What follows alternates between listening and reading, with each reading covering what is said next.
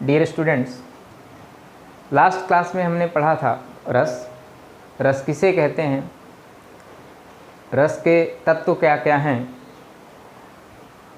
कैसे रस की निष्पत्ति होती है, हमने ये पढ़ा। आज हम डिटेल में रस को पढ़ेंगे कि रस कितने प्रकार के होते हैं, स्थायी भाव कितने प्रकार के हैं और उनके एग्जाम्पल्स देखेंगे। साथ ही ये भी देखेंगे कि कैसे अगर काव्य की पंक्तियाँ आ जाती हैं, अर्थात कविता में जब कोई पंक्ति आ जाए और आपसे कहा जाए कि आइडेंटिफाई करिए कि इसमें कौन सा रस है, तो कैसे बता पाएंगे आप कि इसमें अमुक रस है। तो इसलिए रस को पहचानने की विधि, उसके लिए मेथड बताऊंगा, ट्रिक्स बताऊंगा कैसे आप रस को पहचान सकते हैं। तो आइए आज देखते हैं रस को डिटेल में। तो सबसे पहले हमने इसके पहले क्या बात की थी कि रस की डिफिनेशन, रस की परिभाषा। आज हम उसके स्थायी भाव और रस के प्रकार को पढ़ेंगे। ये दो चीज़ें बहुत ही महत्वपूर्ण हैं बच्चों। आज की क्लास हमारे लिए इस टॉपिक के लिए बहुत ही ज़्यादा महत्वपूर्ण है। प्लीज़ अटेंटिव रहिएगा, फोकस्ड होकर के इसको सुनिएगा।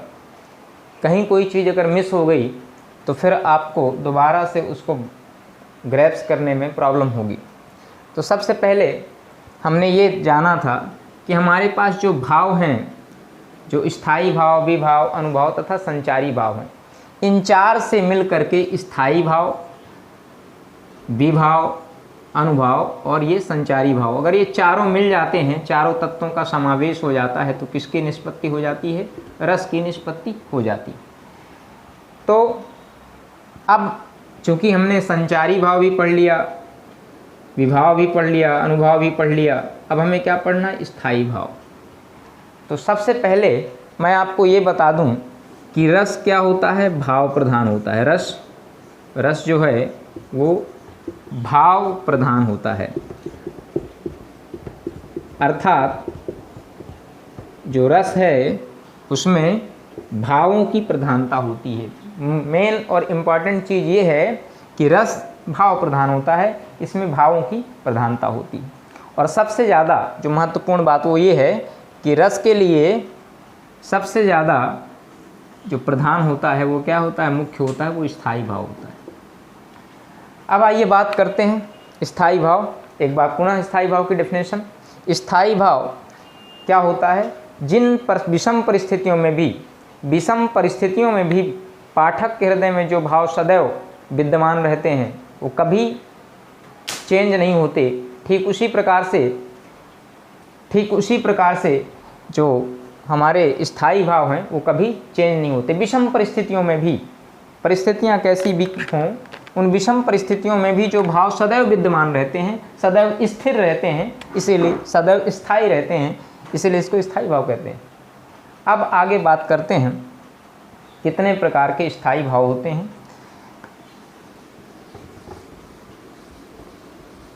तो रस हमारा भाव प्रधान होता है और स्थायी भाव देख लेते हैं। तो हमारे पास ये स्थायी भाव हैं और रस हैं। तो जितने स्थायी भाव होंगे उतने ही रस होंगे। क्या होंगे, जितने स्थायी भाव उतने ही रस।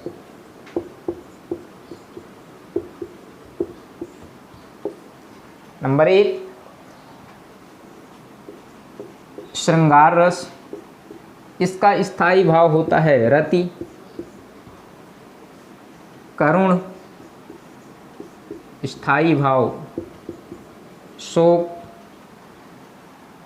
हास्य, स्थायी भाव हास, वीर, स्थायी भाव उत्साह,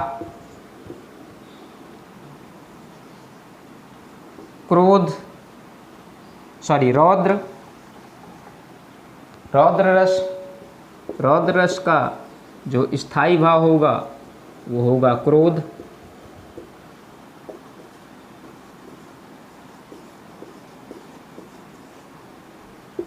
फिर इधर लिखूंगा रस और इधर लिखूंगा स्थायी भाव।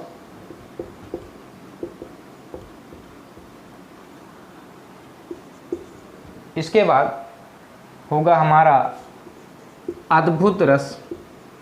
अद्भुत का स्थायी भाव होता है विस्मय या आश्चर्य। विस्मय ऑब्लिक आश्चर्य लिख देता हूं मैं इधर,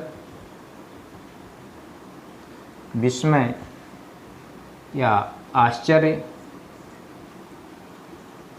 फिर हमारा है विभत्स रस, जिसका स्थायी भाव है घृणा या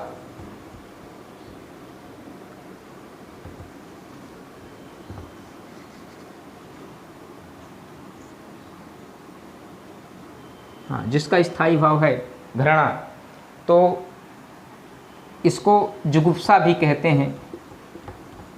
घृणा या जुगुप्सा। जुगुप्सा, छोटा जा में छोटा ऊ की मात्रा, छोटा गु, आधा पा और बड़ा सा, जुगुप्सा। इसके बाद 8वां है भयानक रस। कौन सा रस? भयानक, जिसका स्थायी भाव होता है भय।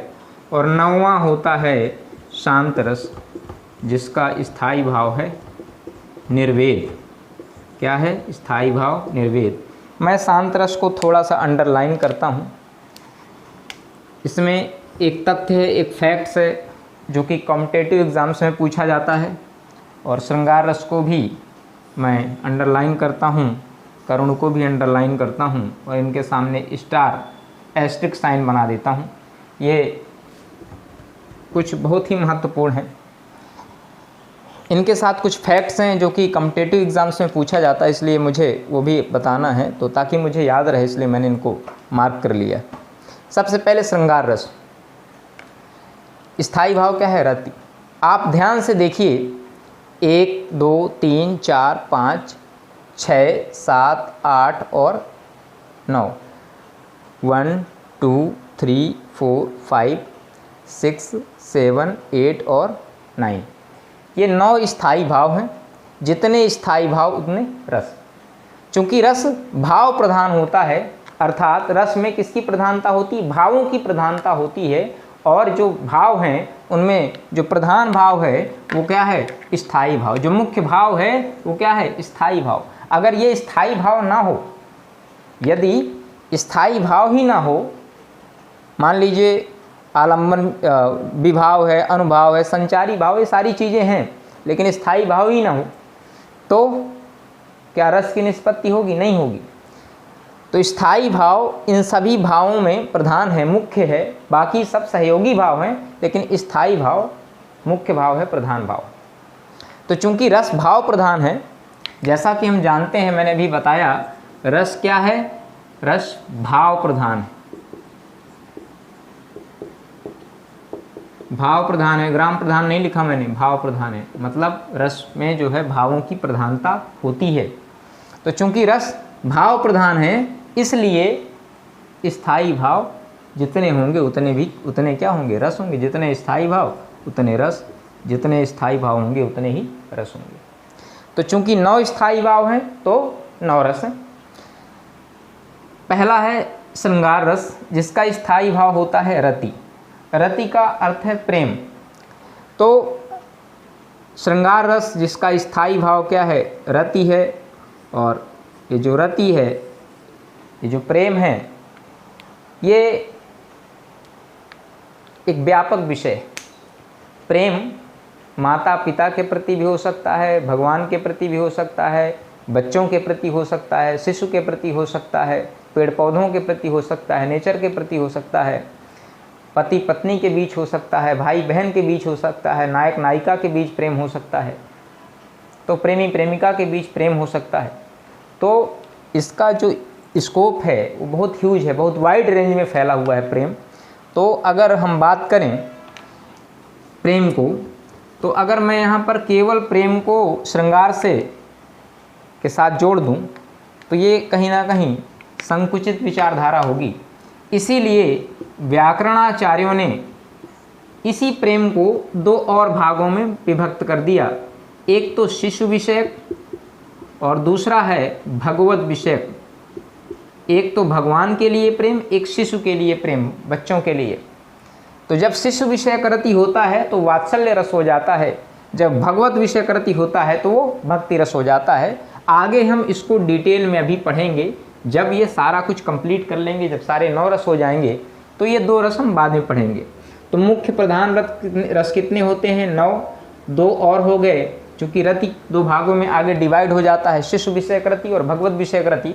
तो कुल मिला के 11 हो गए। कितने हो गए? संख्या क्या हो गई रसों की? 11। लेकिन होते कितने हैं? 9। चूँकि प्रेम जो है आगे वाइफरकेट होकर के 2 और भागों में विभक्त हो जाता है, तो अब 11 रस हो गए।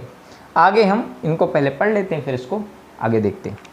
तो श्रृंगार रस, अब ये जो यहाँ पर रति है, जब श्रृंगार रस के साथ स्थायी भाव रति है, तो अब ये केवल पति पत्नी, प्रेमी प्रेमिका, नायक नायिका के बीच जो प्रेम प्रसंग हैं, अगर उनकी कहीं बात की जा रही है तो ये कौन सा होगा? श्रृंगार रस होगा, जिसका स्थायी भाव क्या होगा? रति होगा।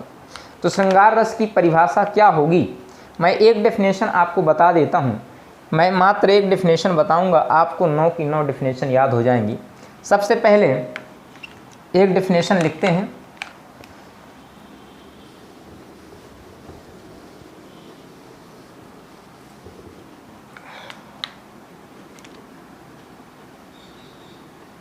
जब स्थायी भाव, विभाव,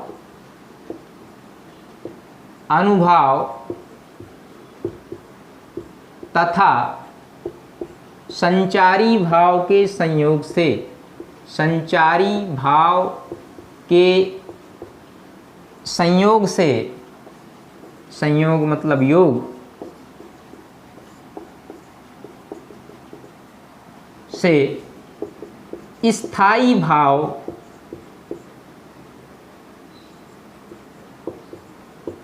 XYZ रस दशा को प्राप्त होता है,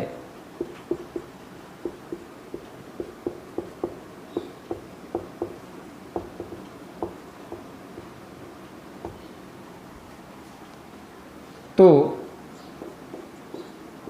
वहाँ पर ABC रस होता है। अब आप लोग समझ रहे होंगे, सोच रहे होंगे पता नहीं ये किस प्रकार की डेफिनेशन है कि जहाँ पर स्थायी भाव, विभाव, अनुभाव तथा संचारी भाव के संयोग से स्थायी भाव XYZ। अब ये किस प्रकार का है? XYZ तो आपने पढ़ा ही नहीं सकते। तो XYZ रस दशा को प्राप्त होता है तो वहाँ पर ABC रस होता है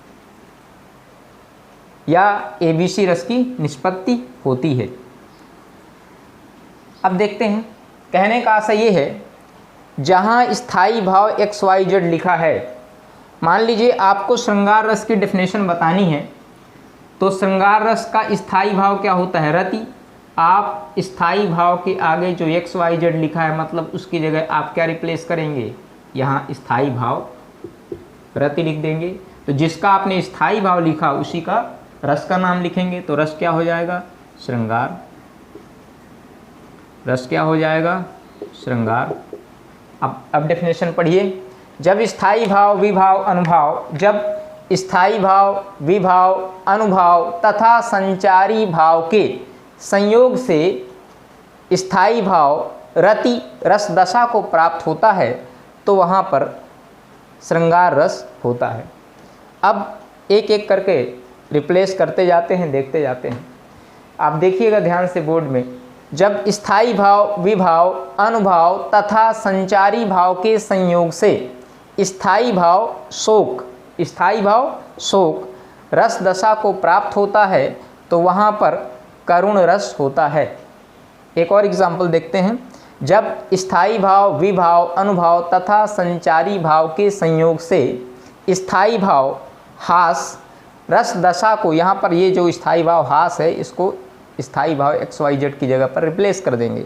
जब स्थायी भाव हास रस दशा को प्राप्त होता है तो तो वहाँ पर हास्य रस होता है, उसका रस का नाम लिख देंगे हास्य रस।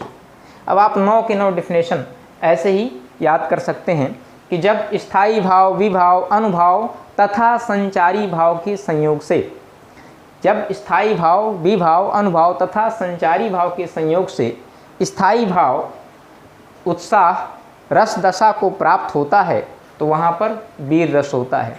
जब स्थायी भाव, विभाव, अनुभाव तथा संचारी भाव के संयोग से स्थायी भाव क्रोध रस दशा को प्राप्त होता है तो वहाँ पर रौद्र रस होता है। जब स्थायी भाव, विभाव, अनुभाव तथा संचारी भाव के संयोग से स्थायी भाव विस्मय या आश्चर्य रस दशा को प्राप्त होता है तो वहाँ पर अद्भुत रस होता है। जब स्थायी भाव, विभाव, अनुभाव तथा संचारी भाव के संयोग से स्थायी भाव जुगुप्सा या घृणा रस दशा को प्राप्त होता है तो वहाँ पर बीभत्स रस होता है। जब स्थायी भाव, विभाव, अनुभाव तथा संचारी भाव के संयोग से स्थायी भाव, अभी XYZ की जगह फिर रख देंगे क्या, भय रस दशा को प्राप्त होता है तो वहाँ पर भयानक रस होता है। जब स्थायी भाव, विभाव, अनुभाव तथा संचारी भाव के संयोग से स्थायी भाव निर्वेद रस दशा को प्राप्त होता है तो वहाँ पर शांत रस होता है। अब ये लीजिए, आपको सभी रसों के डिफिनेशंस मात्र एक डिफिनेशन से याद हो जाएगी। आप इसको याद कर लें, अपनी नोटबुक में, कॉपी में लिख लें। और क्या करना है, आपको स्थायी भाव के नाम याद करने हैं और उसके रस के नाम याद करने हैं। स्थायी भाव रति का रस क्या होगा, श्रृंगार शोक का रस क्या होगा, करुण हास का क्या होगा, हास्य उत्साह का क्या होगा, वीर क्रोध का क्या होगा, रौद्र रस, और अद्भुत का जो अद्भुत रस है उसका स्थायी भाव विस्मय, बीभत्स रस का घृणा, जुगुप्सा, भयानक का भय, शांत का निर्वेद। अब हम एक एक रस को आगे डिटेल में पढ़ेंगे। चलिए पढ़ते हैं। तो सबसे पहले हमारे पास जो स्थायी भाव है उसको पढ़ लेते हैं कि ये मैंने स्थायी भाव बता दिए कितने होते हैं, 9 होते हैं। अब हम ये देखते हैं कि इस स्थायी भाव कितने प्रकार के होते हैं। 9 स्थायी भावों की संख्या कितनी है, 9। और अब ये देखते हैं कि इन स्थायी भाव में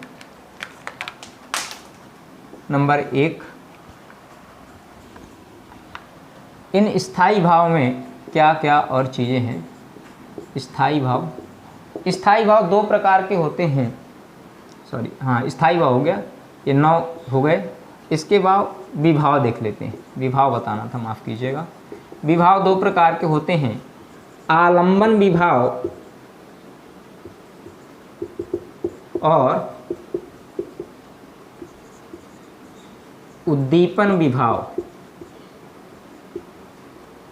आलंबन क्या है, उद्दीपन क्या है, ये देखते हैं। सबसे पहली चीज़ विभाव क्या होता है। विषम परिस्थितियों में भी जब पाठक के हृदय में जो स्थायी भाव सदैव विद्यमान रहते हैं वो स्थायी भाव हो गए। इनकी संख्या कितनी है, 9। विभाव जो स्थायी भाव को जागृत करने वाले जो कारक हैं, जो स्थायी भाव को जगाने वाले हैं, वो कौन है, विभाव। अब ये 2 प्रकार के होते हैं, एक हो गया आलंबन, एक दूसरा हो गया उद्दीपन। तो आलंबन विभाव जो जिन परिस्थितियों के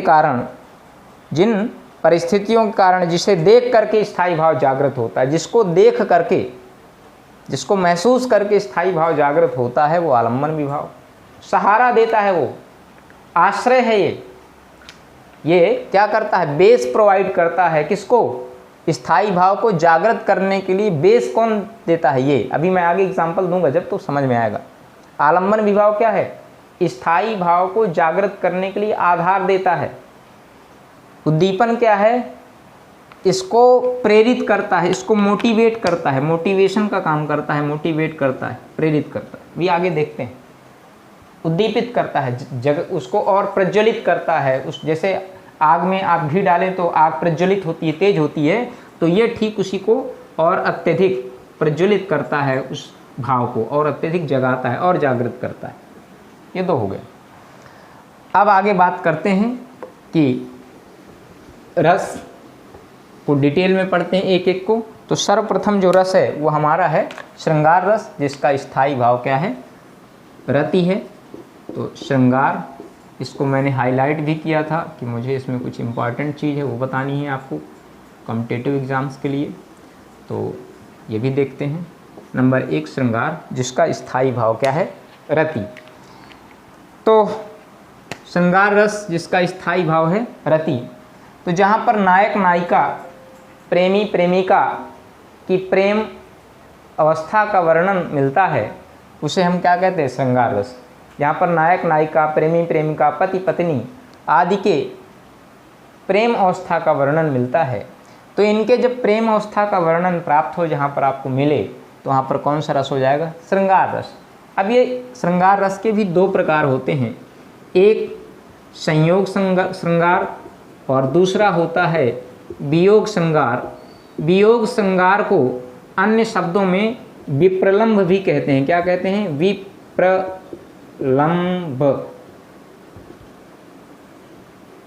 या तो ऐसे लिख लिए या आप ऐसे भी लिख सकते हैं, तो ये दोनों सही हैं, आपको जो उचित लगे आप लिखें। तो वियोग श्रृंगार को और क्या कहते हैं? विप्रलंब श्रृंगार कहते हैं। वियोग श्रृंगार हो गया ये, और ये हो गया संयोग श्रृंगार। तो संयोग श्रृंगार और वियोग श्रृंगार, ये श्रृंगार रस के आगे 2 भेद हो जाते हैं। तो संयोग श्रृंगार क्या होता है? जहाँ पर नायक नायिका पति पत्नी प्रेमी प्रेमिका की मिलन अवस्था का वर्णन होता है, जहाँ पर दोनों मिलते हैं, जहाँ पर दोनों का संयोग होता है, इसलिए उसका नाम क्या है? संयोग। जहाँ पर दोनों मिलते हैं, आके जुड़ते हैं। तो जहाँ पर पति पत्नी प्रेमी प्रेमिका नायक नायिका, नायक नायिका मतलब हीरो हीरोइन, तो पति पत्नी नायक नायिका प्रेमी प्रेमिका की मिलन अवस्था का वर्णन होता है, वहाँ पर क्या होता है? संयोग रस होता है। वियोग रस जस्ट अपोजिट, जहाँ पर नायक नायिका पति पत्नी प्रेमी प्रेमिका की विक्षोभ या उनके अलगाव या उनकी जुदाई का वर्णन प्राप्त होता है, वहाँ पर क्या होता है? वियोग श्रृंगार। तो जहाँ पर नायक नायिका पति पत्नी प्रेमी प्रेमिका के मिलन अवस्था का वर्णन होता है, वहाँ संयोग श्रृंगार होता है। जहाँ पर नायक नायिका पति पत्नी प्रेमी प्रेमिका के विक्षोभ दशा का वर्णन मिलता है, उनके अलगाव का वर्णन मिलता है, उसे वियोग श्रृंगार कहते हैं। अब देखते हैं दोनों के एक एक एग्जाम्पल देख लेते हैं। तो सबसे पहले हम देखते हैं संयोग श्रृंगार का क्या एग्जाम्पल होगा। तो पहले संयोग श्रृंगार का एग्जाम्पल देखते हैं। तुलसीदास जी ने रामचरितमानस की रचना की, उसमें बाल कांड में माँ सीता और परमपिता परमेश्वर श्री राम पुष्प वाटिका में मिलते हैं, उसका एक वर्णन द्रष्टव्य है, देखिएगा। लता ऊट तब सखिन लखाए, लता ऊट तब सखिन लखाए, श्यामल गौर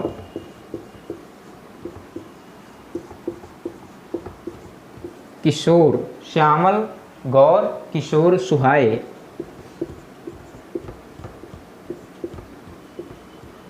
ठीक है। और देखि रूप, देख रूप लोचन ललचाने,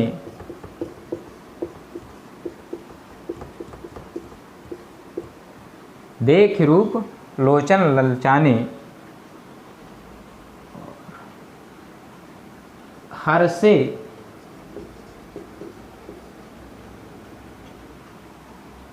जन निधि, निज निधि पहचाने, निज निधि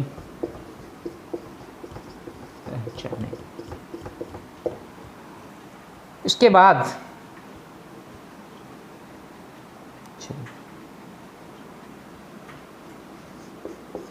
लोचन मग,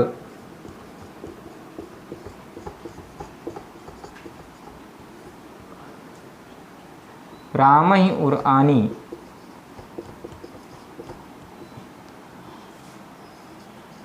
दीन है पलक कपाट शयानी। आइए देखते हैं। तो जैसे ही भगवान राम जाते हैं पुष्प वाटिका में पुष्प तोड़ने, और उधर सीता जी भी आई हैं, तो एक सखी ने दिखाया कि देखो ये कल वाले वही राजकुमार हैं। तो लता ओट तब सखिन लखाए, लता की ओट से सीता जी की एक सखी ने लखाया, दिखाया कि देखो वो राजकुमार। श्यामल गौर, एक सांवले रंग का है और दूसरे गोरे रंग का है। दो किशोर बहुत अत्यधिक सुंदर लगते हैं, मन को सुहा रहे हैं, अच्छे लग रहे हैं। देख ही रूप लोचन ललचाने, और जैसे ही सीता जी ने भगवान का रूप देखा, देख ही रूप, रूप को देखते ही जो लोचन है अर्थात जो आंखें हैं वो क्या होने लगी, ललचाने लगी। कैसे ललचाना कैसे होता है? सपोज दैट आपको भूख लगी है और रसगुल्ले की एक प्लेट रख दी जाए आपके सामने और आपसे ये कह दिया जाए कि आप खा नहीं सकते, सिर्फ देख सकते हैं, तो आप क्या करेंगे? एक बार रसगुल्ला देखेंगे, फिर दूसरी तरफ मुंह फेर लेंगे। क्यों भाई, मिलना तो है नहीं। तो आपकी आंखें ललचाएंगी, आप बार बार आंखें खोलेंगे, बंद करेंगे, इधर उधर देखेंगे, एक बार फिर इस रसगुल्ले को देखेंगे, काश मिल जाता, मुंह में पानी आएगा, बहुत सारे मन में विचार आएंगे, लेकिन चूंकि शर्त यह है कि आप इसको प्राप्त नहीं कर सकते। तो सीता जी ललचा रही हैं उनके रूप को देख करके। क्या उन्हें पता है कि अभी ये जो है इसमें अभी अपना मालिकाना हक नहीं है। तो देख रूप लोचन ललचाने, भगवान श्री राम के उस रूप को देख करके आंखें सीता जी की ललचा रही हैं। हर से जन निज निध पहचाने, और ऐसे ललचा रही हैं आंखें जैसे उन्होंने कोई अपना खजाना, निधि मतलब खजाना, पहचान लिया। जैसे आँखों ने अपने खजाने को पहचान लिया। आँखों का काम क्या है? देखना। और क्या देखना चाहेंगी आँखें? खूबसूरत चीज़ें देखना चाहेंगी। आप ही बताएं, अगर कोई खूबसूरत बहुत प्यारा सा फूल खिला है आपकी बगिया में, आपके घर के आसपास, तो आप उसको देखना पसंद करेंगे? कोई गंदी चीज़, नाली देखना पसंद करेंगे क्या? नहीं। क्या देखेंगे? खूबसूरत फूल। तो आँखों का काम है देखना, और उसमें क्या देखना? सुंदरता। तो जो उनकी आंखें हैं वो ललचा रही हैं, और उन्हें ऐसा लगता है उनकी आंखों की हर से मतलब प्रसन्न हो गई। क्या देख करके? जन उन्हें जिनित पहचाने, जैसे उन्होंने अपना खजाना पहचान लिया। अब जब सीता जी ने राम के इतने सुंदर स्वरूप को देखा, आपने कोई खूबसूरत दृश्य देखा, तो उसका जो प्रतिबिंब होता है, जो रिफ्लेक्शन होता है, वो हमेशा माइंड में विद्यमान हो जाता है, इस मस्तिष्क में संरक्षित हो जाता है, सेव हो जाता है, स्टोर हो जाता है। तो सीता जी भी बहुत चतुर हैं। लोचन मग राम ही उरानी, दीन्हे पलक कपाट सयानी। सीता जी ने सोचा कि कहीं ऐसा ना हो कि राम मेरे नेत्रों के, मेरे आँखों के मार्ग से, लोचन मग मतलब रास्ता, आँखों के मार्ग से होकर के राम को हृदय में बिठा लिया सीता जी ने, कि बार बार आँखें जब तक देखती हूँ तब तक राम दिखते हैं, आँखें फेर लेती हूँ या बंद कर लेती हूँ, राम नहीं दिखते हैं। तो उन्होंने एक तरकीब सोची कि क्यों ना मैं इनके सुंदर स्वरूप को अपने हृदय में ही बसा लूँ। तो लोचन मग राम ही उरानी, सीता जी ने अपनी आँखों के रास्ते से राम के स्वरूप को अपने हृदय में बैठा लिया, कैप्चर कर लिया। राम के स्वरूप को अपने आँखों के मार्ग से, अपने आँखों के रास्ते से अपने हृदय में स्थापित कर लिया। तो सीता जी बहुत चालू, बहुत चालाक, उन्होंने सोचा, बहुत इंटेलिजेंट, उन्होंने सोचा कहीं ऐसा ना हो जिस रास्ते से राम आए हैं कहीं उसी रास्ते से वापस ना आ जाएं, चले जाएं। तो क्या कर लिया? दीन्हे पलक कपाट सयानी, तो बहुत चतुर है, सयानी मतलब चतुर। तो वो चतुर सीता माता, उन्होंने अपने आँख रूपी, आँखों के पलक रूपी कपाट को, आँखों की जो पलक हैं, आईलिड्स, इन आईलिड्स को क्या कर लिया? बंद कर लिया। आँखों के में जो पलक हैं उन पलकों के कपाट अर्थात दरवाजे, किवाड़ को बंद कर लिया। और इस तरह से माँ सीता ने उस राम के सौंदर्य, उस राम के रूप को, उस रूप लावण्य को हमेशा के लिए, उस प्रतिबिंब को अपने हृदय में हमेशा के लिए बसा लिया, विराजमान कर लिया। तो यहाँ पर क्या है? नायक नायिका के प्रेम पूर्ण प्रेम प्रसंग का वर्णन प्राप्त होता है। यहाँ पर नायक नायिका के, प्रेमी प्रेमिका के, पति पत्नी के प्रेम का वर्णन मिलता है, उनकी संयोग अवस्था का वर्णन मिलता है, उनकी मिलन अवस्था का वर्णन प्राप्त होता है। इसलिए यहाँ पर कौन सा श्रृंगार हो जाएगा? संयोग श्रृंगार हो जाएगा। क्लास 10th में आपसे सिर्फ इतना पूछा जाएगा एग्जाम में कि संयोग श्रृंगार या वियोग श्रृंगार, श्रृंगार रस के कितने भेद होते हैं, ये पूछा जा सकता है, या वियोग श्रृंगार को दूसरे किस नाम से जानते हैं, ये भी पूछा जा सकता है। आपको डिटेल में नहीं पूछेंगे कि संयोग श्रृंगार क्या होता है, वियोग श्रृंगार क्या होता है, एग्जाम्पल्स क्या होता है। अगर आपसे पूछा जाएगा तो इतना पूछा जा सकता है, श्रृंगार रस का एक उदाहरण लिखें, तो आप लिख देंगे। तो ये हो गया एक। मैं एक और एग्जाम्पल बता देता हूँ। अब इस पे आते हैं, बात करते हैं कि इसमें स्थायी भाव कहाँ है। मैंने बहुत सारे भाव बताए ना, स्थायी भाव, विभाव, अनुभाव, संचारी भाव। आइए सबको देखते हैं, तलाशते हैं, सर्च करते हैं कि कहाँ पर ये सारे भाव आए हैं। तो स्थायी भाव, विषम परिस्थितियों में भी, हमने ये डेफिनेशन पढ़ी कि विषम परिस्थितियों में भी पाठक के हृदय में जो भाव सदैव विद्यमान रहते हैं उन्हें क्या कहते हैं? स्थायी भाव। अब ये भाव किसके मन में विद्यमान हो रहे हैं? सीता जी के। कौन सोच रहा है? सीता जी सोच रही हैं कि यार इतना सुंदर रूप है। कौन ललचा रहा है? उनकी आंखें ललचा रही हैं। तो सीता जी का जो सीता माँ है, वो सीता क्या हो गई?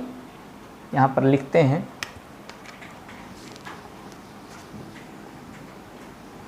सीता जो है, सीता क्या हो जाएंगी?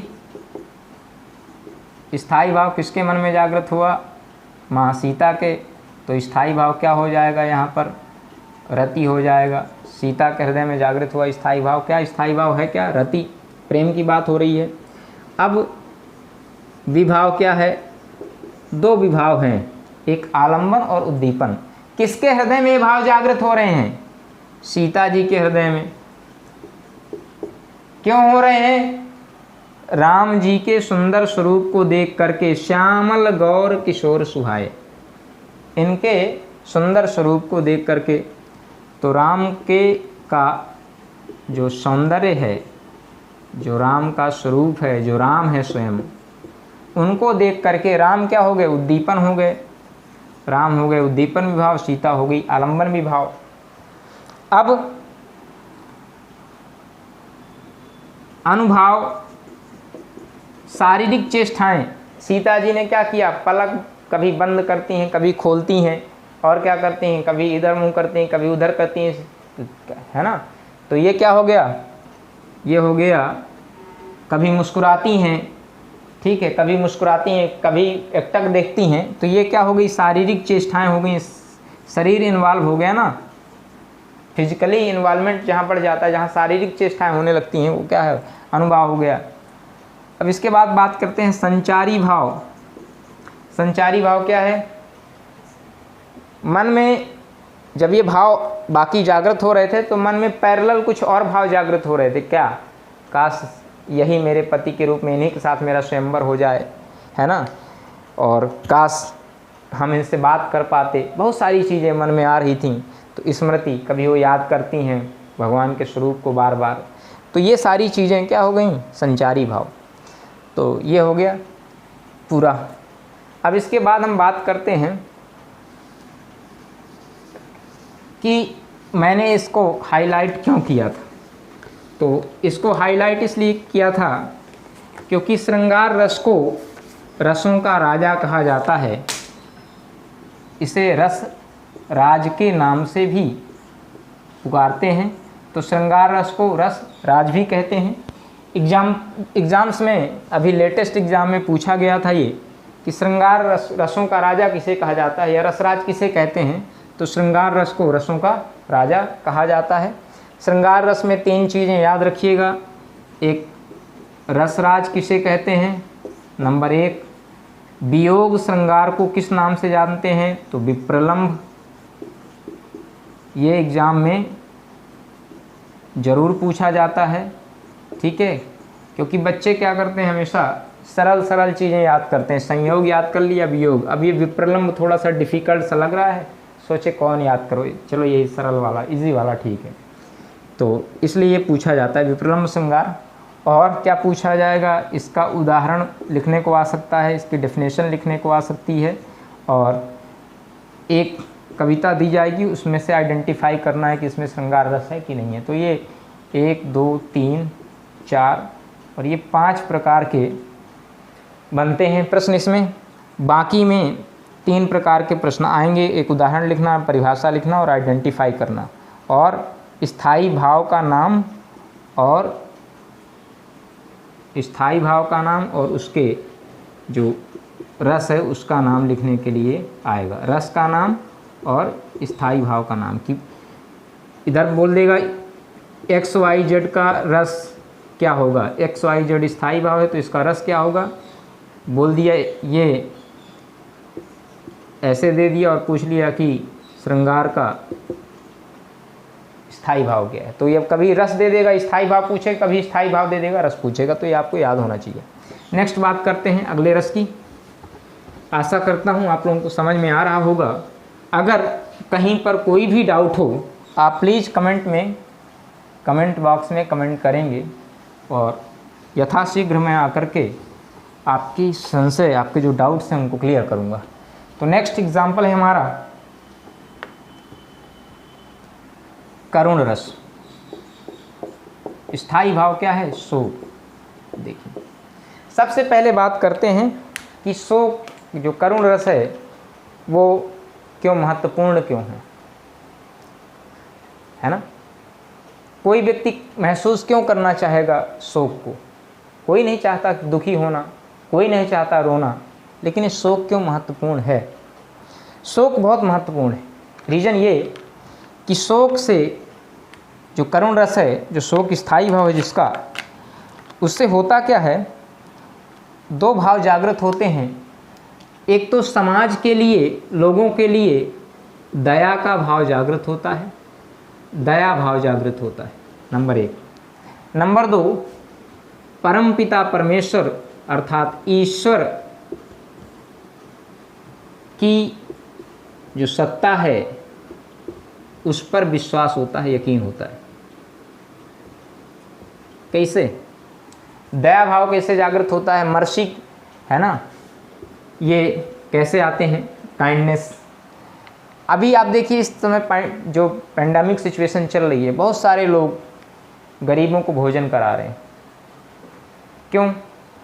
लोगों को देखा कि लोग पीड़ित हैं, लोग रो रहे हैं, कष्ट में हैं, दुख में हैं। इस दुख को देख करके जो कुछ लोग हैं उनके मन में किस भाव का, क्या भाव आया, दया का भाव आया। तो दया भाव को जागृत करता है, इसलिए भी ये महत्वपूर्ण। तो फिर लोग भोजन करा रहे हैं गरीबों को, कपड़े बांट रहे हैं, हेल्प कर रहे हैं बहुत सारे लोग। और इससे क्या होता है, ईश्वर की सत्ता पर यकीन होता है। क्या कि चाह करके भी हम कुछ नहीं कर पाए, कितने भी आप धनाढ्य हों, कितने विद्वान हों, कुछ भी हो, लेकिन जब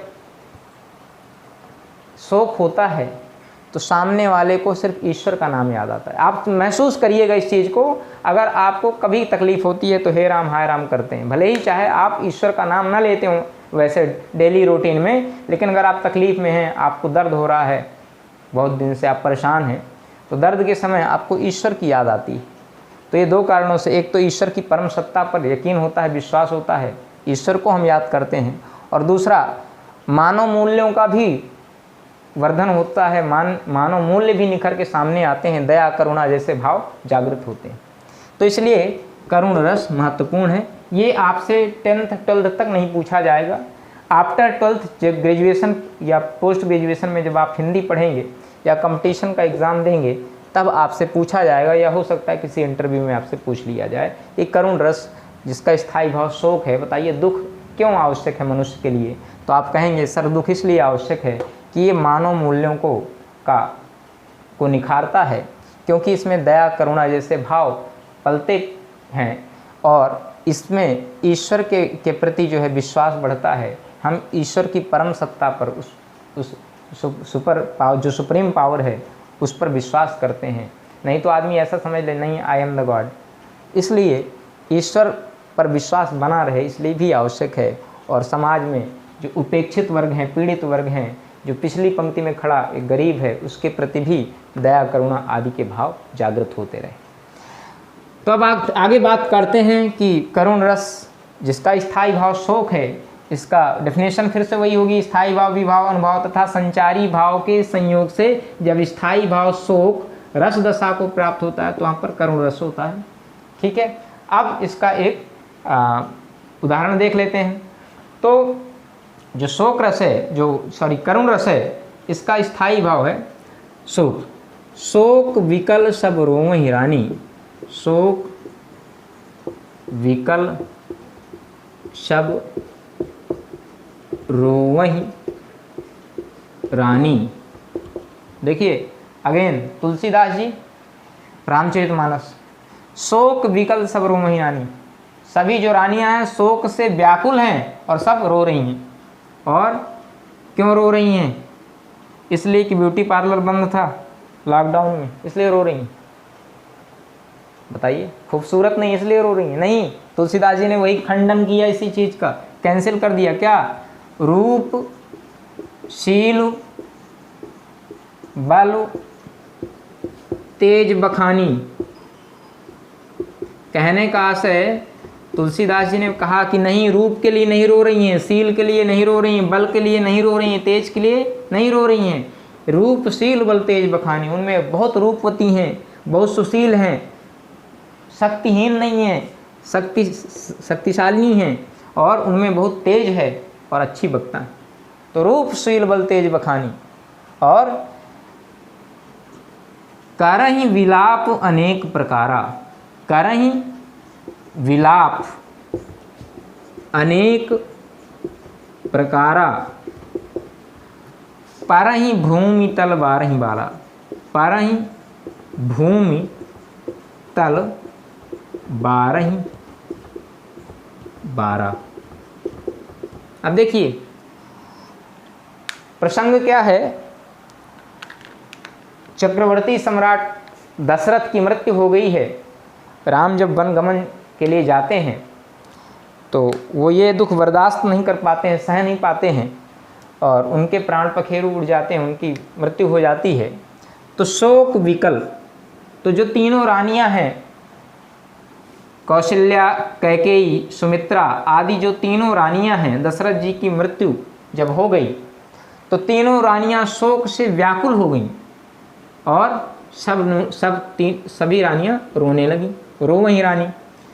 अब लोगों को ये हो सकता है भ्रम कि शायद कोई खूबसूरत नहीं है इसलिए रो रही है, किसी के बल नहीं है, शक्ति नहीं रह गई है इसलिए रो रही। तो ऐसी कोई बात नहीं थी। तीनों रूपवती, शीलवती, बलवती थीं और तेजवती थीं। अतः उनको इस बात का कोई दुख नहीं था कि इसलिए रो रही हूँ। तो रूप शील बल तेज बखानी। करहि विलाप अनेक प्रकारा, करहि विलाप, विलाप करती हैं, रोती हैं, अनेक प्रकारा, अनेक प्रकार से रुदन करती हैं, अनेक प्रकार से, विभिन्न प्रकार से रुदन करती हैं। अब रोने के भी कई प्रकार होते हैं, कोई किसी से याद कर रहा है, कोई कैसे याद कर रहा है, तो इस तरह से रोते हैं। मान लीजिए कौशल्या के अगर रो रही हैं तो ये कहेंगे कि इस समय महाराज होते तो ये करते, और ऐसा कहकर रोने लगती। कैकेयी होती तो कुछ किसी और घटना, किसी और दिनचर्या को याद करती और रोती। सुमित्रा होती और, तो अपनी अपनी मेमोरीज को याद करके, राजा दशरथ के साथ बिताए हुए समय को याद करके वो तीनों रानियां अनेक प्रकार से विलाप कर रही हैं। और परहि भूमि तल, भूमि के तल पे अर्थात धरती पर, जमीन पर, फर्श पर, परहि मतलब गिर रही थी, बारहि बारा, बार बार गिर रही थी। अब देखिए राजा दशरथ की मृत्यु होना, दशरथ की जो मृत्यु है, यहाँ पर स्थायी भाव क्या हो गया? शोक हो गया। तो स्थायी भाव शोक, विभाव, आलम्बन विभाव क्या हो गया? दशरथ जी की मृत्यु, है ना। जिन परिस्थितियों के कारण स्थायी भाव जागृत हुआ, किसको देख करके दुख जागृत हुआ? दशरथ जी की मृत्यु को देख करके। दशरथ जी का जो मरा पड़ा शरीर है, जो मृत शरीर है दशरथ जी का, जो डेड बॉडी है, वो क्या है? आलम्बन विभाव। उद्दीपन क्या है? ये इस दुख को और कौन अत्यधिक बढ़ा रहा है? तो दशरथ जी का जो वो मृत पड़ा शरीर है और जो रानियां हैं उनके बीच जो यादें हैं, जो मेमोरीज हैं, वो यादें, वो स्मृतियाँ, तो दशरथ जी का मरा पड़ा शरीर है वो क्या कर रहा है? उसको और अत्यधिक बढ़ा रहा है। तो आलम्बन विभाव हो गया, उद्दीपन विभाव हो गया। इसके बाद स्थाई भाव, विभाव हो गया, ये हो गया। अनुभाव देखते हैं। अनुभाव क्या, गिरना, पड़ना, गिर रही हैं बार बार ना, ज़मीन पर गिर जा रही हैं रोते रोते, रोते समय नाक लाल हो जाती है, मुंह लाल हो जाता है, तो क्या शारीरिक चेष्टाएं हैं, शारीरिक गतिविधियां हैं। छाती पीट करके रो रही हैं, क्या है, शारीरिक गतिविधियां, फिजिकल इन्वॉल्वमेंट हो गया। तो जहाँ पर फिजिकल इन्वॉल्वमेंट हो जाए अनुभाव कहते हैं। इसके बाद संचारी भाव, याद करके कि राजा दशरथ इस समय होते तो पूजा करते, अध्ययन करते, मंत्रिमंडल में बैठते, सभा में बैठते, तो उनके पूरे दिनचर्या को याद करना, रोना, ये क्या हो गया, संचारी भाव। तो ये हमारा शोक रस, करुण रस का उदाहरण हो गया, जिसका स्थायी भाव शोक है। आशा करता हूँ कहीं कोई प्रॉब्लम नहीं होगी। प्लीज़ मेक श्योर, अगर कहीं पर तनिक भी डाउट हो, कोई चीज़ ना समझ में आए, प्लीज़ तुरंत उसको कमेंट बॉक्स में आप बताएंगे कि यहाँ पर ये प्रॉब्लम है, या जिस किसी भी माध्यम से आप अपने डाउट क्लियर कर सकें, आप मुझसे पूछ सकते हैं। इसके बाद अगला जो रस है वो है हास्य रस। तो हास्य मतलब हंसना, हंसी की बात हो गई। तो जहाँ पर हम देखते हैं हास्य रस में इसका स्थायी भाव क्या है, हास। क्या है, हास इसका स्थायी भाव है, और रस का नाम क्या है, हास्य।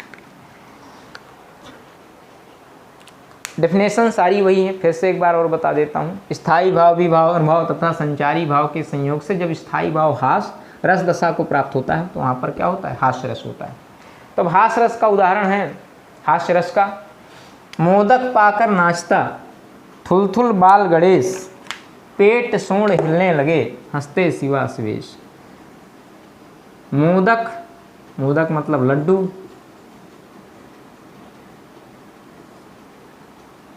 मोदक पाकर नाचता, थुलथुल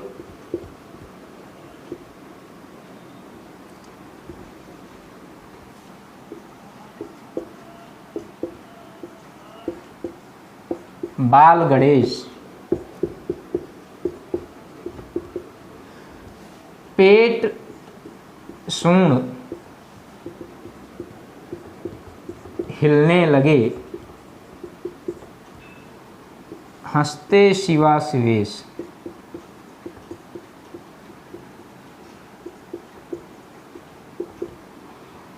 क्या हो गया, गणेश जी हैं, बचपन उनकी बाल्यावस्था का वर्णन हुआ। तो मोदक पाकर नाचता, थुलथुल बाल गणेश, बहुत शोर कर रहे थे, किसी बात के लिए जिद कर रहे थे, रो रहे थे। तो उनकी जो मम्मी हैं पार्वती जी माता, तो उन्होंने क्या किया, एक लड्डू दे दिया। तो जैसे लड्डू मिल गया तो मोदक पाकर नाचता, थुलथुल बाल गणेश।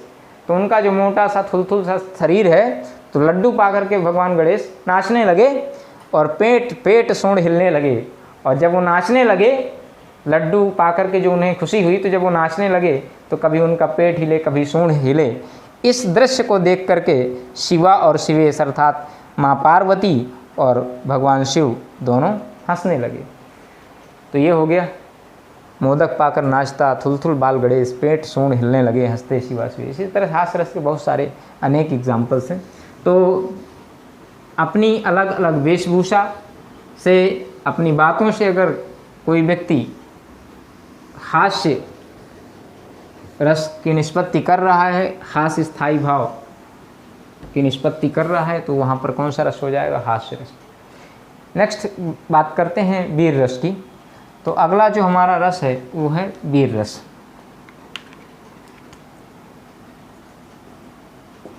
इसका स्थायी भाव है उत्साह, इनकरेज कर देता है ना, इनकरेज करता है उत्साह। तो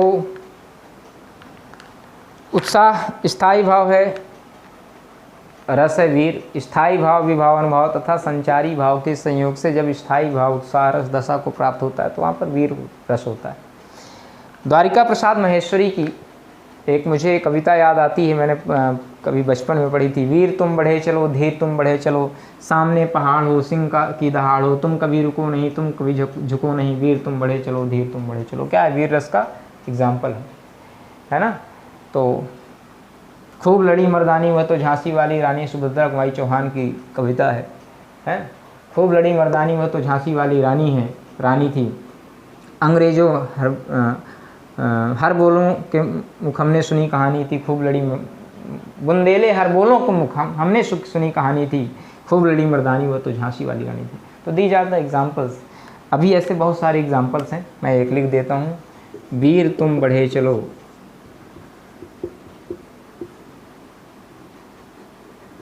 बढ़े चलो, धीर तुम बढ़े चलो, सामने पहाड़ हो, सिंह की दहाड़ हो,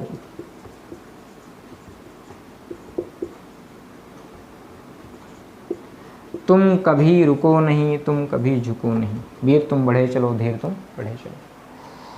तो ये हो गया वीर रस का उदाहरण। इसके बाद बात करते हैं रौद्र रस। अभी आपके देखिए, अब क्या है, मैंने आपको सारे स्थायी भाव बता दिए, सबके रस के नाम बता दिए, दूसरा डिफिनेशन बता दी, एग्जाम्पल्स मैंने बताए, और रस में इतना ही है। तो आगे बात करते हैं। मैं हर एक रस का स्थायी भाव लिखूंगा और उसका एक एग्जाम्पल लिखूंगा, एग्जाम्पल्स को समझा दूंगा, ठीक है। नेक्स्ट है रौद्र रस।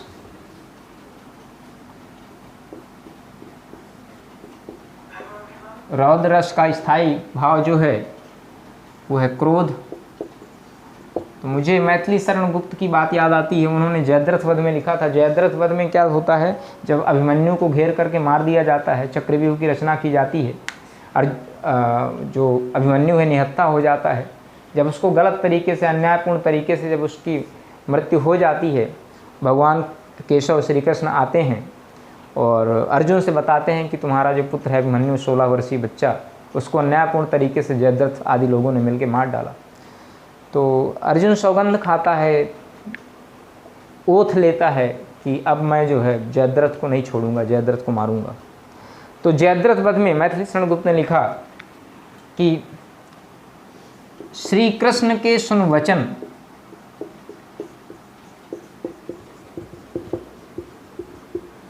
अर्जुन क्रोध से जलने लगे।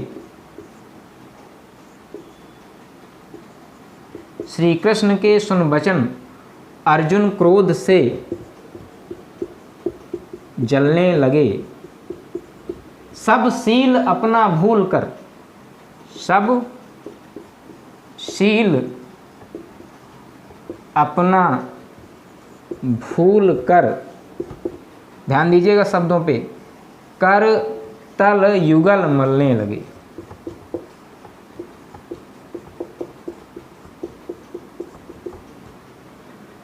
सब शील अपना भूल कर करतल युगल मलने लगे। संसार देखे अब हमारे, संसार देखे अब हमारे, शत्रु रण में मृत पड़े। संसार देखे अब हमारे, शत्रु रण में मृत पड़े। करते हुए यह घोषणा, करते हुए यह घोषणा, हो गए उठकर खड़े।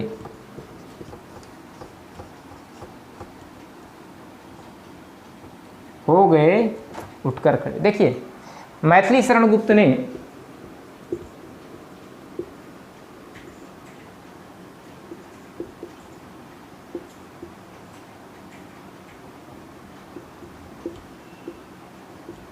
किसमें लिखा, जयद्रथ वध में।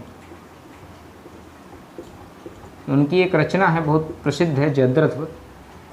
तो मैथिली शरण जो गुप्त हैं, उन्होंने जयद्रथ वध में लिखा, क्या लिखा मैथिली शरण जी ने, कि श्री कृष्ण के सुन वचन, श्री कृष्ण के वचन सुनकर के अर्जुन क्रोध से जलने लगे। देखिए क्रोध से उबलने लगे, क्रोध से जलने लगे, तमतमाने लगे पूरे। तो अर्जुन के सुन वचन, श्री कृष्ण के सुन वचन, अर्जुन क्रोध से जलने लगे। सब शील अपना भूल कर करतल युगल मलने लगे। और अपना जो शील है वो भूल करके, जो गंभीरता है उसको भूल करके कर तल युगल, कर मतलब हाथ, तल मतलब ये तल सरफेस मतलब हथेली, कर मतलब हाथ, तल मतलब हथेली, युगल मतलब दो, हाथ कितने होते हैं? दो, तो अर्थात दोनों हाथों की हथेली ऐसे मलने लगे। संसार देखे अब हमारे शत्रु रण में मृत पड़े, और कहते हैं कि संसार अब ये देखे कि जो हमारे शत्रु हैं वो रण के क्षेत्र में मृत, युद्ध के क्षेत्र में मृत पड़े हैं, मारे जाएंगे, मरे पड़े रहेंगे। करते हुए यह घोषणा, यह अनाउंसमेंट करते हुए हो गए उठकर खड़े, ये घोषणा उन्होंने सभा में की और खड़े हो गए। तो ये है रौद्र रस, जिसका स्थायी भाव क्या है? क्रोध। अब वीर रस और रौद्र रस में थोड़ा सा बच्चों को कन्फ्यूजन होता है। वो ये होता है कि वीर रस में वीरता की बात होती है और रौद्र रस में भी आपको कुछ ऐसा लग रहा है कि भाई युद्ध करने की बात हो रही है तो इसमें वीर रस हो जाएगा, ऐसा नहीं है। वीर रस में जो बातें होती हैं वीरतापूर्ण होती हैं, अर्थात युद्ध के लिए प्रेरित करती हैं, मोटिवेट करती हैं, उत्साह जगाती हैं, आपके अंदर उत्साह भरती हैं, आपको इनकरेज करती हैं। क्रोध की अवस्था में क्या होता है? व्यक्ति जो है वो गुस्से से, क्रोध से लाल हो जाता है, पागल हो जाता है। तो जो क्रोध की स्थिति है वो अलग है, वीरता की स्थिति अलग है, दोनों में डिफरेंस है।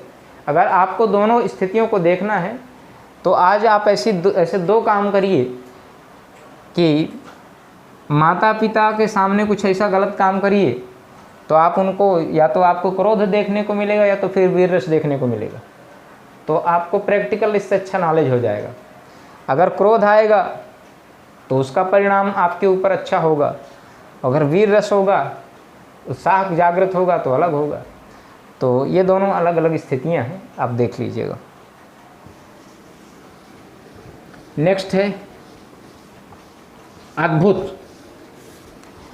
अद्भुत रस, जिसका स्थायी भाव होता है विस्मय या आश्चर्य।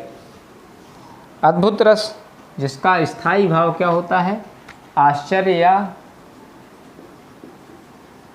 विस्मय। अब देखिए आश्चर्य कब होता है? जब आप किसी चीज़ को पहली बार देख रहे हैं या जीवन में ऐसा पहला केस देख रहे हैं, पहला इंसिडेंट। सपोज दैट कोई ऐसा आदमी आप देख लें जिसके पास पूरे शरीर में हाथ ही हाथ हो, 500-600 हाथ एक शरीर में हो, सर गायब हो, वैसा आदमी चलता फिरता आपको मिल जाए, देख लें, तो क्या हो गई? ये आश्चर्य की बात हो जाएगी। तो आइए एक एग्जाम्पल देखते हैं। भगवान राम जो है जब छोटे थे तो अपनी माँ कौशल्या को उन्होंने एक स्वरूप का दर्शन कराया अपना।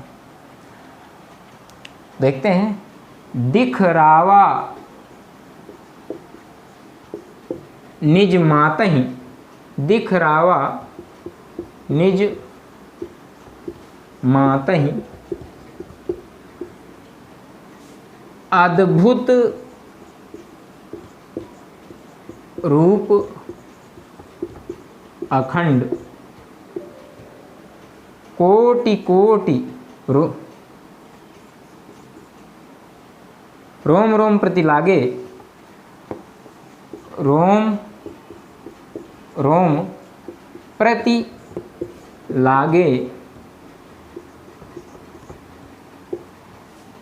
कोटि कोटि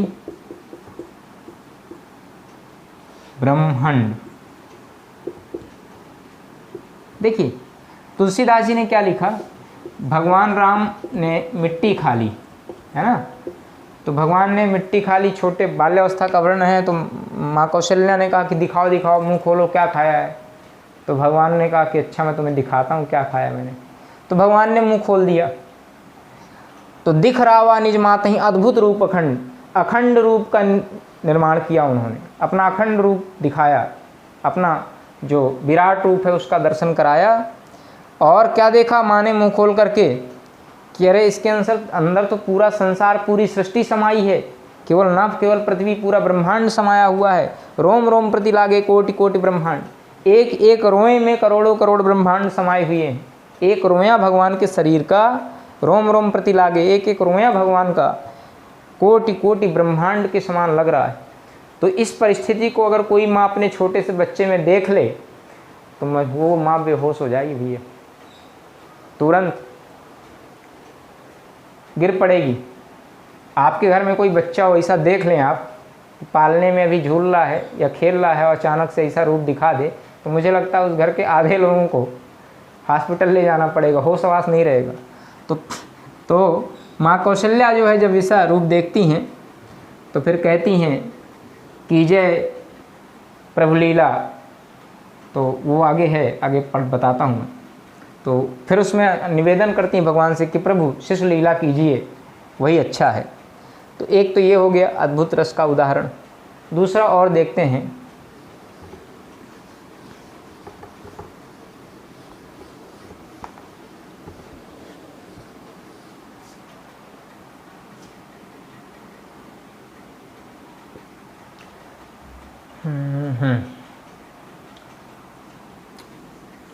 आपने इसको याद किया होगा शायद, कुछ घरों में इसको आज भी गाया जाता है। भय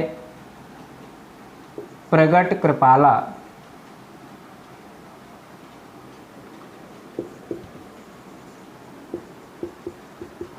दीन दयाला, कौशल्या हितकारी, हर्षित महतारी, मुनिमनहारी, अद्भुत रूप विचारी, लोचन अभिरामा, तनु घनश्यामा, शोभा सिंधु खरारी। तो भूषण वरमाला, नयन विशाला, निज आयत भुचारी। तो भय प्रगट कृपाला, दीन दयाला, मैं लिख देता हूँ, भय प्रगट कृपाला, दीन दयाला, कौशल्या हितकारी, कौशल्या हितकारी, हर्षित महतारी,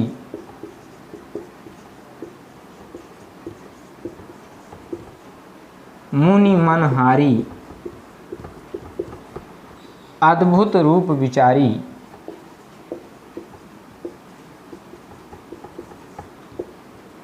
हर्षित महतारी, मुनि मनहारी, अद्भुत रूप विचारी, लोचन अभिरामा, तनु घनश्यामा, लोचन अभिरामा, तनु घनश्यामा, शोभा सिंधु खरारी, शोभा सिंधु खरारी, लोचन अभिरामा, तनु घनश्यामा, शोभा सिंधु खरारी, और भूषण वनमाला, नयन विशाला, निज आयत बुद्धचारी। तो भय प्रगट कृपाला, भगवान परमपिता परमेश्वर जो कृपालु हैं वो प्रकट हुए, दीनों के जो दीनानाथ है, जो दीनों के दयालु हैं वो प्रकट हुए। कौशल्या हितकारी, जो कौशल्या के हित करने वाले हैं वो प्रकट हुए। हर्षित महतारी, माता जो उनकी हैं वो हर्षित हुई। मुनि मनहारी, ऐसे राम जिन्हों जो मुनियों के मन को हर लेते हैं। अद्भुत रूप विचारी, उनका अद्भुत रूप देखिए। लोचन अभिरामा, बड़े सुंदर लोचन हैं, आँखें हैं।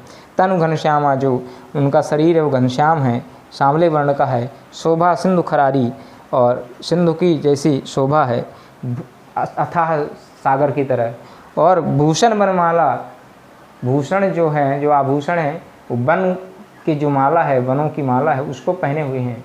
निज आयत भुचारू, अपने चार भुजाओं के साथ, अपने शंख चक्र गदा आदि के साथ भगवान का ये रूप जो है माता ने देखा। तो ये अद्भुत रूप है भगवान का। इसलिए यहाँ पर कौन सा रस है? अद्भुत रस है। आश्चर्य या विस्मय स्थायी भाव होगा। तो अभी तक हमने पढ़ लिया, श्रृंगार रस पढ़ लिया, हास्य पढ़ लिया, वीर रस पढ़ लिया, रौद्र रस पढ़ लिया, भयानक रस पढ़ लिया, अद्भुत पढ़ लिया। अभी कोई एक रस बाकी है, दो रस बाकी हैं। तो एक रस है शांत रस, अभी तक हमने 7 पढ़ लिए, अभी 2 और पढ़ने हैं। और दूसरा है हमारे पास जो भयानक रस है, और तीसरे पास हमारे पास बीभत्स रस है। तो हमें अभी 3 रस और पढ़ना है, शांत रस, भयानक रस और बीभत्स रस। तो भयानक रस का स्थायी भाव होता है भय, बीभत्स रस का स्थायी भाव होता है घृणा या जुगुप्सा, और शांत रस का स्थायी भाव होता है निर्वेद। तो आइए पढ़ते हैं। सबसे पहले पढ़ लेते हैं भयानक भय। तो स्थायी भाव, विभाव, अनुभाव तथा संचारी भाव के संयोग से जब स्थायी भाव भय रस दशा को प्राप्त होता है वहाँ पर भयानक रस होता है। इसका एग्जाम्पल देखते हैं। इधर गरजती सिंधु लहरियाँ,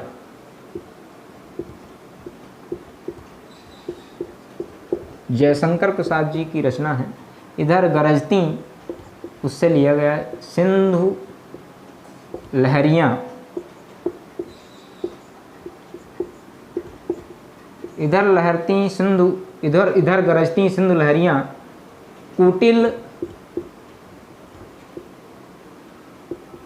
काल, इधर गरजती सिंधु लहरियाँ कुटिल काल के जालों सी,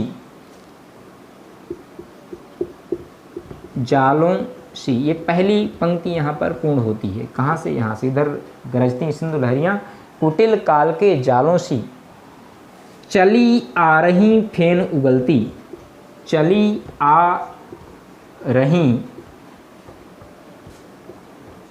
फेन उगलती, चली आ रही फेन उगलती, फन फैलाए ब्यालों सी। देखिए दूसरी पंक्ति यहाँ पर। तो इसमें जब सृष्टि का प्रलय हुआ, जब सृष्टि में प्रलय होता है तो उस महाप्रलय का वर्णन है कि मनु और शतरूपा दोनों खड़े हैं। तो और चारों तरफ से पानी को आते देखते हैं, महाप्रलय हो रही है, संपूर्ण सृष्टि का विनाश हो जाता है, केवल दो लोग बचते हैं, मनु और शतरूपा, जिससे मनुष्य का जन्म होता है। तो इधर गरजती, तो देखते क्या, इधर गरजती सिंधु लहरियाँ, सागर की बड़ी बड़ी जो लहरें हैं गरजती हुई दिख रही हैं, कुटिल काल के जालों सी। ऐसा लगता है काल के ने अपना जाल, जैसे मछुआरा मछली पकड़ने के लिए जाल फेंकता है, वैसे लगता है सिंधु की जो लहरें हैं वो गर्जना करती हुई जो चली आ रही हैं, ऐसा लगता है काल ने जाल फेंक दी सृष्टि के नाश के लिए, सृष्टि के विनाश के लिए। और क्या देखता है, चली आ रही फेन उगलती, फन फैलाए जालों से, वो जो लहरें हैं सागर की, फेना फेंकती हुई, फेन उगलती हुई, फेन फेंकती हुई हमारी तरफ बढ़ी आ रही हैं। जैसे लगता है कोई ब्याल, कोई सांपों का बहुत बड़ा समूह, हजारों करोड़ सांप फन फैलाए हमारी तरफ जहर उगलते हुए चले आ रहे हैं। तो जैसी ऐसी स्थिति को देख करके कोई व्यक्ति क्यों नहीं डरेगा, है ना। तो निश्चित रूप से इधर जाएं तो मरें, इधर जाएं तो मरें, जब चारों तरफ से पानी ही पानी है। तो इस स्थिति को देख करके क्या भय स्थायी भाव जागृत होता है, अर्थात वहाँ पर कौन सा रस होता है, भयानक रस होता है। जयशंकर प्रसाद की रचना है, वहाँ से लिया गया है। इसके बाद बात करते हैं बीभत्स रस, जिसका स्थायी भाव है घृणा या जुगुप्सा। स्थायी भाव है घृणा या जुगुप्सा। मैं जुगुप्सा को फिर से एक बार लिख देता हूँ। अक्सर आप लोग बच्चे जो है स्पेलिंग मिस्टेक करते हैं, जुगुप्सा। चूँकि मेरी हैंड राइटिंग अच्छी नहीं है, मेरी पांडुलिपि अच्छी नहीं है, आपकी हैंड राइटिंग आशा करता हूँ अच्छी होगी, तो आप समझ लीजिए जुगुप्सा, बीभत्स रस। तो ऐसा कोई सीन, ऐसा कोई दृश्य जिसको देख करके घृणा का भाव मन में जागृत हो जाए, तो क्या होगा वहाँ पर, बीभत्स रस होगा, जिसका स्थायी भाव क्या है, जुगुप्सा। तो चलिए एक उदाहरण देखते हैं कि सिर पर बैठो काग, सिर पर बैठो काग, आँख दो खात निकारत, आँख दो, सिर पर बैठो काग, आँख दो खात निकारत। निकारत मतलब निकालता हुआ, ठीक है। और क्या है, सिर पर बैठो काग, आँख दो खात निकारत, खींचत जीभहि स्यार, खींचत जीभहि श्यार, श्यार मतलब सियार। अति आनंद, अति आनंद ऊर्धारत।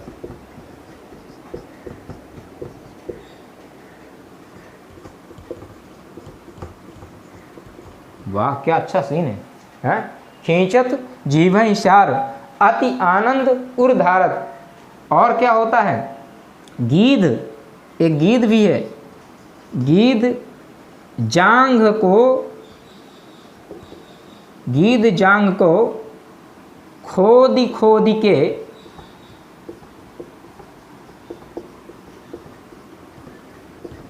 मांस उपारत। क्या करता है? मांस उपारत। उपारत मतलब निकालता है। वाह, हाउ मच डिलीशियस। गीध जांघ को खोदी खोदी के मांस उपारत। और श्वान अंगुरियन, श्वान मतलब कुत्ता, श्वान अंगुरियन काटी काटी कै खात विदारत। चलिए समझते हैं।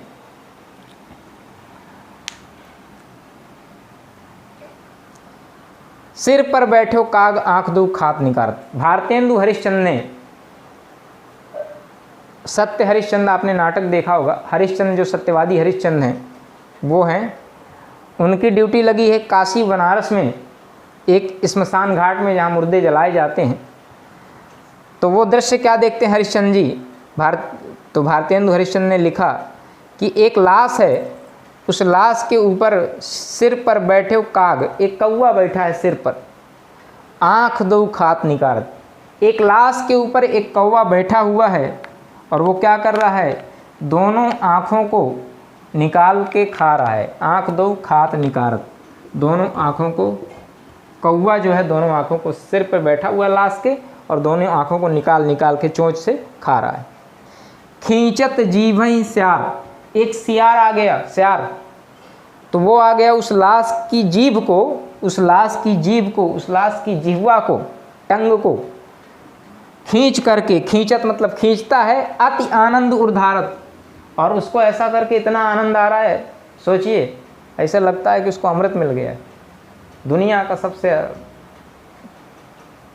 Happiest soul in the earth, ऐसा लग रहा है उसको। क्या? अति आनंद ऊर्धारत, अपने हृदय में बहुत असीम आनंद को धारण करता है। क्या करते समय? खींचत जीभ श्यार, उस लाश की जीभ को, उस मरे हुए आदमी की जो लाश पड़ी है उसकी जीभ को ऐसे निकाल निकाल के खा रहा है। तभी थोड़ी देर बाद एक गिद्ध भी आ जाता है उस लाश पर, और गिद्ध क्या करता है? जांघ वाले हिस्से को, जांघ को खोद खोद करके मांस को ऊपर निकालता है और निकाल के खाता है। श्वान अंगुरियन काट काट के खात विदारत। और एक कुत्ता आता है, वो क्या करता है? उंगलियों को काट काट करके खाता है, निकाल निकाल करके खाता है, और पूरे शरीर को विदारत, विदीर्ण करता है, चीरता फाड़ता है, इधर उधर लेके भागता है। तो ये दृश्य है, और वैसा दृश्य देख करके सभी लोगों को घृणा आएगी, घिन आएगी। तो कौन सा भाव जागृत होता है? घृणा या गुस्सा का भाव जागृत होता है। तो स्थायी भाव ये है, तो रस क्या होगा? विभत्स रस होगा। अब इसके बाद हमारे पास जो अगला रस है वो है शांत रस, जिसका स्थायी भाव क्या है? निर्वेद। निर्वेद अर्थात शांत रस। इसको मैंने इसलिए भी हाईलाइट किया था कि एक प्रश्न है जो आपको पूछा जाएगा यदि आप हिंदी सब्जेक्ट को आगे अपने कैरियर के रूप में चुनेंगे, तो आपसे हो सकता है किसी कंपटीशन के इंटरव्यू में पूछा जाए कि भामह ने नौवां रस किसे कहा है? 9th नंबर में, 9th पोजीशन में, सीरियल के हिसाब से 1 2 3 4 के हिसाब से 9वें नंबर में कौन सा रस आता है भामह के अनुसार? तो वो है शांत रस। क्या है? शांत रस, जिसका स्थायी भाव क्या है? निर्वेद। ये आपका जवाब होगा, इसीलिए मैंने बताया। तो हिंदी साहित्य में भामह ने जो बताया, व्याकरणाचार्य हैं, आचार्य हैं, तो आचार्य भामह ने बताया कि शांत जो है 9वां रस है। चलिए ये तो बात हो गई बहुत आगे की। अब आपके सिलेबस में शांत रस है जिसका स्थायी भाव है निर्वेद, तो ये क्या है बात करते हैं। इसका एक उदाहरण देख लेते हैं। तो आपने 9th में पढ़ा होगा, या लकुटी अरुकामरिया पर राज तिहो पुरको तजदारों, राज तिहो पुरको कौ तजदारों,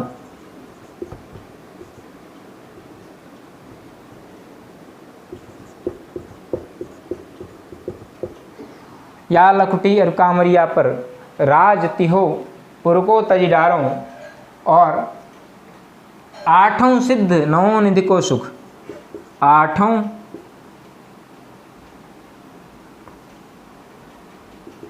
सिद्धि 8 सिद्धि 9 निधि का सुख, नंद की गाय चराय विसारों। तो रसखान कहते हैं कि या लकुटी अरुकामरिया पर राज तिहुपुर को तजदारों, 8 सिद्ध 9 निधि को सुख, नंद की गाय चराय विसारों। तो क्या होगा, ये शांत रस का एक उदाहरण होगा। अब हमारे पास 2 रस बचते हैं जो कि प्रेम का ही स्वरूप है, और हम प्रेम में उनको 2 भागों में उस प्रेम को बांट देते हैं। आगे पहले हमने पढ़ा कि जो स्थायी भाव है रति, वो बेसिकली साहित्य में 3 प्रकार का मान लिया गया। वैसे होता क्या है, रति मतलब प्रेम होता है, लेकिन ये प्रेम कई प्रकार का होता है। भाई बहन के प्रति प्रेम, पति पत्नी के प्रति प्रेम, शिशु के प्रति प्रेम, भगवान के प्रति प्रेम। तो जो पति पत्नी के बीच प्रेम होगा वो रति होगा, ठीक है। तो एक तो हो गया ये वाला प्रेम जो पति पत्नी के लिए होता है, इसके लिए स्थायी भाव क्या होगा, रति, और इसे क्या कहेंगे, इसके लिए श्रृंगार रस। फिर एक होता है शिशु विषयक रति, शिशु विषयक रति। तो जो शिशु विषयक रति होगा, यहाँ पर क्या होगा, वात्सल्य रस। क्या होगा, वात्सल्य रस। कभी कभी यहाँ शिशु विषयक रति की जगह स्थायी भाव, इसकी जगह कर देते हैं वत्सल। क्या कर देते हैं, वत्सल स्थायी भाव भी इसी को कहा जाता है। कृपया नोट करते चलेंगे, ये बहुत ही इम्पॉर्टेंट चीज़ें हैं। वत्सल स्थायी भाव भी इसी को कहते हैं, शिशु विषयक रति को। या तो आप ये लिखें या तो ये लिखें, दोनों सही हैं। रस कौन सा हो जाएगा, वात्सल्य रस। स्थायी भाव क्या होगा, शिशु विषयक रति या वत्सल। इसके बाद है भगवत विषयक रति। क्या है, भगवत विषयक रति, अर्थात भगवान के प्रति प्रेम। तो जब ऐसा होगा तो कौन सा रस हो जाएगा, भक्ति रस। कौन सा रस हो जाएगा, भक्ति रस हो जाएगा। तो जो शिशु विषयक रति है, इसमें जो अहम किरदार हैं वो हैं हमारे सूरदास जी। ये वास्तव में ये रस जो इसको निर्माण करना पड़ा, ये इसके लिए जो प्रेरणा पुंज हैं वो सूरदास जी हैं। सूरदास जी ने भगवान श्री कृष्ण की बाल लीला का जो वर्णन किया, उसके कारण व्याकरणाचार्यों को सोचने पर मजबूर होना पड़ा कि नहीं, वात्सल्य रस आवश्यक है। इसलिए उन्होंने वात्सल्य रस इसको स्वीकार किया, रति को, शिशु विषयक रति को। फिर उन्होंने वात्सल्य रस बनाना पड़ा, नहीं तो 9 रस थे, 10वां ये हो गया। और तुलसीदास जी के कारण भगवत विषयक रसी अर्थात रति अर्थात भक्ति रस को स्वीकार करना पड़ा व्याकरणाचार्यों को। तो कभी कभी एग्जाम में घुमा के ऐसे पूछ लिया जाता है कि सूरदास जी के रस का नाम बताइए। अरे कहने का से पूछ रहा है क्या, वात्सल्य रस का। तुलसीदास जी किस रस के कवि हैं, तो बता दीजिए कि ये हैं भक्ति रस के, ठीक है। तो ये सूरदास जी की जो मुख्यतः रचना है, जो भी उन्होंने जो वर्णन किया वो किसका किया? वात्सल्य का। इनके विषय में आचार्यों ने आलोचना की है कि सूरदास जी एक ऐसे कवि हैं जो वात्सल्य रस का कोना कोना झाँक आए हैं। आप सोचिए, एक ऐसा व्यक्ति जो अपनी अंधी आँखों से, मतलब ब्लाइंड पर्सन है ना, अंधी आँखों वाला एक ऐसा आदमी जो वात्सल्य रस का जिसने कोना कोना झाँक लिया हो, मतलब अब उसके अलावा कोई ऐसा कवि ना हुआ है ना होगा जो शिशु के लिए, बच्चों के लिए इतनी अच्छी उपमेय उपमान, इतनी अच्छी कविता की सर्जना कर सके, उनकी रचना कर सके। और इसी तरह से तुलसीदास जी ने जितना भक्ति भाव से राम के प्रति उन्होंने जो इतनी भक्ति की, वैसा कोई दूसरा कवि इनके सामने मुझे नहीं लगता कि कोई विकल्प के रूप में भी खड़ा हो सकता है। तो इसलिए इन दोनों रसों के लिए ये महत्वपूर्ण कवि हैं। तो ये हो गया शिशु विषयक रति, वात्सल्य रस या वत्सल भी कहते हैं, और भगवत विषयक रति भक्ति रस। अब इनका एग्जाम्पल देख लेते हैं,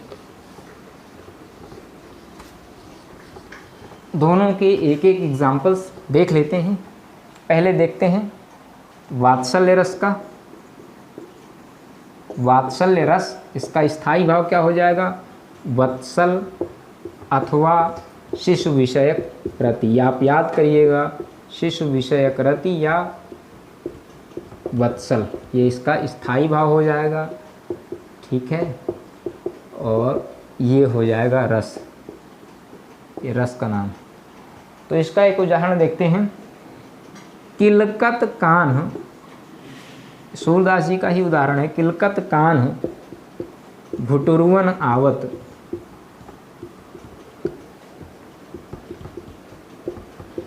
मणिमय रजत नंद को आंगन, बिंब पकड़िबो धावत। बिंब पकड़िबो धावत। देखिए, किलकत कान, छोटा सा बच्चा है, शिशु है, कन्हैया किलकारी मार के घुटने के बल आ रहा है। मणिमय, मणियों से जटित, मणियों से और चांदी सोने से जड़ा नंद बाबा को जो आंगन है, उन पर जो छोटा सा कन्हैया, जो बाल कृष्ण है, छोटा सा बच्चा जो कृष्ण है, भगवान कृष्ण की जो बाल लीला है। तो जब भगवान कृष्ण घुटने के बल सोने चांदी से और मणियों से जड़ी फर्श पर चलते हैं नंद बाबा के आंगन में, तो उनकी जो हथेलियों का प्रतिबिंब है और जो उनका प्रतिबिंब है, भगवान कृष्ण का प्रतिबिंब बनता है। तो अपने ही प्रतिबिंब को, अपने ही बिंब को, अपने ही प्रतिबिंब को, अपने ही रिफ्लेक्शन को पकड़ने के लिए दौड़ते हैं। अब इधर भगवान कृष्ण हैं तो ये उनकी छाया है। अब जैसे भगवान आगे बढ़ेंगे तो छाया भी बढ़ जाएगी। तो इस तरह से अपनी ही छाया को, अपनी ही प्रतिबिंब को पकड़ने के लिए दौड़ते हैं। तो ये क्या है? भगवान की जो बाल्यावस्था है, शिशु है, तो शिशु के विषय में प्रेम है, तो इसलिए कौन सा रस हो जाएगा? वात्सल्य रस हो जाएगा। स्थायी भाव वत्सल या शिशु विषय रति। सूरदास जी ने लिखा है, हाँ, सूरदास जी ने लिखा है। इसके बाद आगे बात करते हैं भक्ति रस।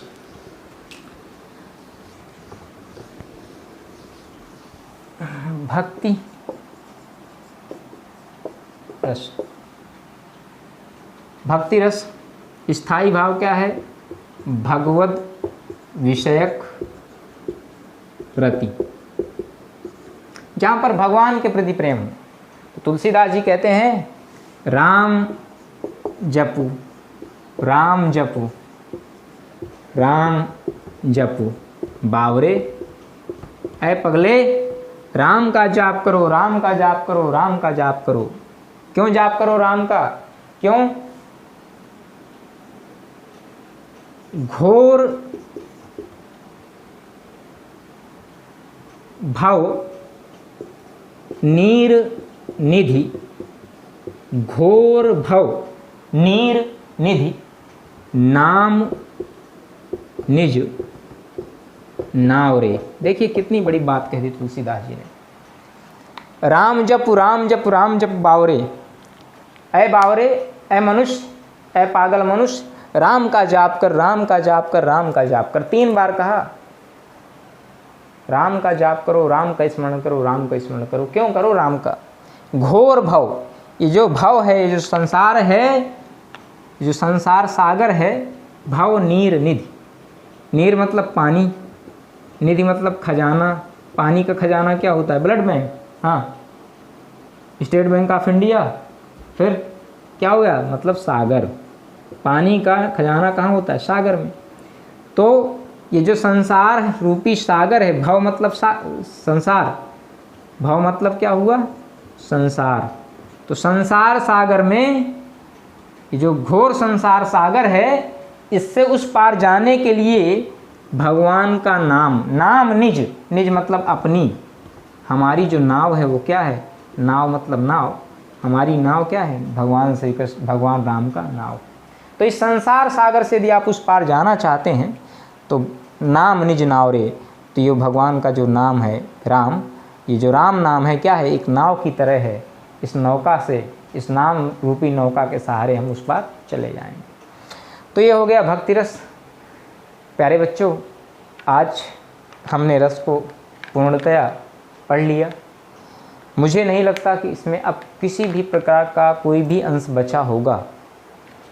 तो मैंने आपको संपूर्ण रस के बारे में यथासंभव प्रयास किया है कि आपको जो भी है वो मैं आपको डिलीवर करूं। आप किताब पढ़ें, विभिन्न प्रकार की किताबें पढ़ें, इसे पढ़ें, और इसके बाद जो कुछ भी कहीं भी आपको कोई शंका हो, कोई संशय हो, कोई डाउट्स हो, प्लीज़ आप पूछें। तो thanks for watching. Next video में हम वाच्य की बात करेंगे। आपके सिलेबस में वाच्य हैं, कर्तृ वाच्य, कर्म वाच्य, भाव वाच्य, तो जिसे आप इंग्लिश में वॉइस कहते हैं, एक्टिव वॉइस, पैसिव वॉइस होते हैं। तो नेक्स्ट वीडियो में हम आपके साथ फिर पढ़ेंगे वाच्य। आज के लिए यहीं विराम देते हैं। Okay, thanks for watching.